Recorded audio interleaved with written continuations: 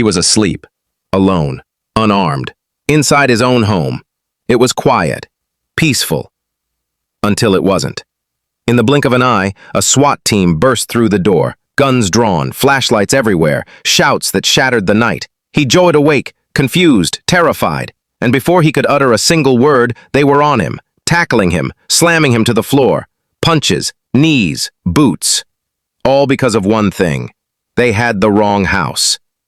This is the real story of Derek Warren, a hard-working, quiet man who followed the law, paid his bills, and kept to himself, until one night, the very people meant to protect him turned his life into a waking nightmare. What happened wasn't just a mistake. It exposed a terrifying truth about how unchecked power, bad information, and legal loopholes can combine to destroy an innocent person's life in a matter of seconds, with no warning and no consequences. Derek was 36, an electrician in Phoenix, Arizona. He lived alone in a modest one-bedroom apartment on the third floor of a quiet complex. He had no criminal record, no enemies, and no reason to fear the police. On October 17, 2022, he got home around 6 p.m. just like always. Ate pizza, watched TV, and dozed off on the couch. Nothing unusual, until everything changed. Across town, Phoenix police were acting on a tip. A confidential informant told them a violent fugitive was holed up in an apartment matching Derek's address, 3B. The suspect was reportedly armed, paranoid, and potentially suicidal. Police believed they had no time to lose, but here's the twist. There were two apartment complexes in Phoenix with a Unit 3B, one on West Monroe Street, where the suspect actually was, and one on East Monroe Street, where Derek lived. No one verified the address. No one did surveillance. No one knocked on doors or asked neighbors. A judge signed the warrant. The raid was set. And just after 2:17 a.m., Derek's door was ripped open. Derek woke to an explosion of light and screaming. At first, he thought he was dreaming. Then pain hit him in the chest, a shield full force. Someone screamed, "Down!" Another voice shouted, "Hands!" But it was all a blur. He was hit, dragged off the couch, slammed to the ground. A boot crushed his back. His arms were twisted behind him so tightly he felt a pop in his shoulder. Blood streamed from his face as fists came down again and again. He gasped, trying to say, I live here, but no one listened. He didn't even know who was attacking him. Were they cops? Burglars? He had no idea. Then, just as fast as it started, it stopped. The yelling turned to murmurs. Someone finally looked at the warrant, looked around the apartment, and said the words no victim should ever have to hear.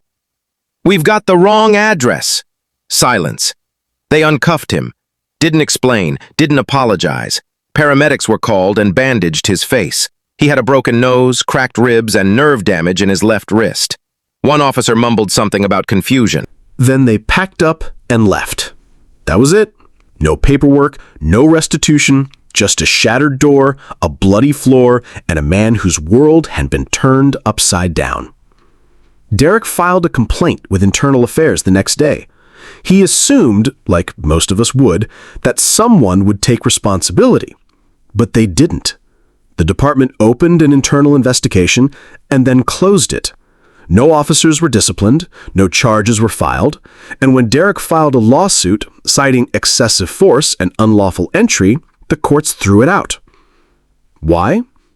2 words: qualified immunity. In simple terms, qualified immunity means government officials, including police, can't be sued for violating your rights unless there's a previous case with nearly identical facts where a court already ruled the action unconstitutional. And since no one had ever sued for being attacked while sleeping during a mistaken no-knock raid in Phoenix apartment 3B, Derek's case didn't qualify. The officers were protected by law, despite being dead wrong. The judge ruled that the officers had acted in good faith under the circumstances. But what about Derek's good faith, his rights, his trauma? In the eyes of the law, none of that mattered. This isn't just about one man. It's about a system that allows innocent people to become collateral damage and then blocks them from getting justice. And Derek isn't alone. You've probably heard of Breonna Taylor, killed in Louisville during a similar no-knock raid, also based on faulty information. You might have heard of Amir Locke, shot while holding a legal firearm when police busted into the wrong apartment. These aren't accidents. They're the result of a system designed to act first and ask questions later. A system where power outweighs accountability. No-knock warrants, vague informant tips, and legal protections like qualified immunity make it nearly impossible for victims like Derek to fight back. These raids are often approved in minutes, executed in seconds, and forgotten by everyone except the person whose life they ruin. After the incident, Derek couldn't go back to work. He couldn't sleep. He moved out of his apartment because he couldn't bear to look at the broken door. He had flashbacks, panic attacks, and constant fear of hearing that bang in the night again. But the hardest part wasn't the physical pain. It was knowing that no one would be held accountable. He tried to appeal the dismissal of his case, tried to get media attention, wrote letters to lawmakers, but nothing stuck. His case, like so many others, disappeared in the cracks of the justice system. People always say, if you didn't do anything wrong, you have nothing to worry about.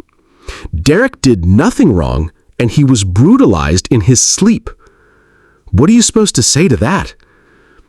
Even worse, identity mix-ups and warrant errors happen more often than people think. In one national audit, dozens of police departments admitted to serving warrants on the wrong home every year. And those are just the ones that get reported. In some cities like Chicago and Houston, families have been raided in the middle of the night, children traumatized, doors broken down, and it's all chalked up to mistakes. But when a mistake costs someone their health, their job, or their peace of mind, shouldn't someone be held responsible? Derek is still fighting. He's launched a small awareness campaign, speaking out about what happened. He's also joined a coalition pushing for reform on qualified immunity and no-knock raids. But progress is slow. The legal system moves at a crawl, and in the meantime, innocent people remain vulnerable. What can be done? First, no-knock warrants should be banned or severely limited. Kicking down someone's door in the middle of the night without warning should be reserved only for confirmed, high-risk, life or death scenarios, not vague tips from unverified sources. Second, qualified immunity needs reform. Victims must have a clear path to seek justice when government officials violate their rights. A badge should not be a shield against accountability. And third, there must be independent oversight. When police investigate themselves, justice too often takes a back seat. Civilian review boards with real power and transparency must become the norm, not the exception.